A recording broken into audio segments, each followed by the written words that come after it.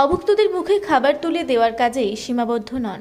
Thalassaemia ও অন্যান্য রোগীদের প্রয়োজনে রক্তদান শিবিরের আয়োজন করল রোটি ব্যাংক পুরুলিয়া।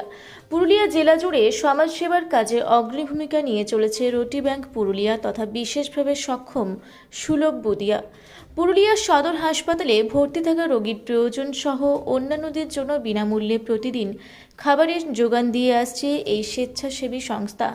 পাশাপাশি দরিদ্র ছাত্রছাত্রীদের জন্য বিনামূল্যে কোচিং সেন্টার, প্রতিবন্ধীদের হুইলচেয়ার বিতরণ, শিক্ষা সামগ্রী বিতরণ সহ বিভিন্ন ধরনের সেবামূলক কাজে নিয়মিতভাবে যুক্ত রয়েছে এই স্বেচ্ছাসেবী সংস্থা। প্রচণ্ড গ্রীষ্মের সময় পুরুলিয়া ব্লাড ব্যাংকে চরম রক্ত সংকট চলছে। সেই রক্ত সংকট কিছুটা হলেও দূর করতে এবার এগিয়ে এলো রোটি ব্যাংক পুরুলিয়া।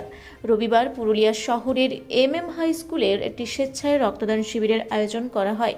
রুটি ব্যাংকের কর্ণধার সুলভ বুধিয়া জানান, ভারতীয় সেনাবাহিনীর বীর শহীদ ও বীর যোদ্ধাদের শ্রদ্ধা জানিয়ে প্রায় 50 ইউনিট লক্ষ্যমাত্রা নিয়ে এই রক্তদান শিবিরের আয়োজন করা হয়েছে।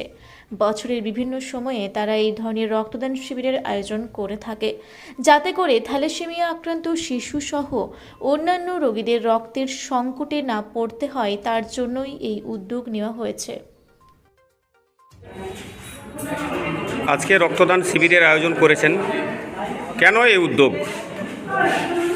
সবার আগে আপনাদের প্রেস নিউজ মিডিয়াকে অসংখ্য ধন্যবাদ।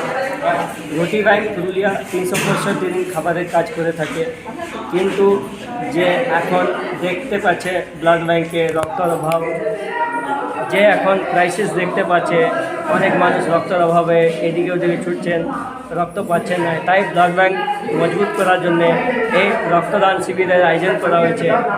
আর তার সাথে যেভাবে এখন কিছুদিন আগে একটা পেহেলগাঁও হামলা হলো, তার আমাদের যে দেশের সৈনিকরা যেভাবে জবাবটা দিলেন, দুশ্মনদেরকে যেভাবে আক্রমণ করলেন, ওনাদের ধ্বংস করলেন, ওনাদেরকে জবাব দিলেন, ভারতীয় সৈনিকরা যেভাবে জবাব দিলেন, ওনাদের উদ্দেশ্য, ওনাদের ভালোবাসার জন্য, ওনাদের ভালোবাসা জানাতে দেশের প্রতি রক্তদান শিবিরের আয়োজন করা হয়েছে।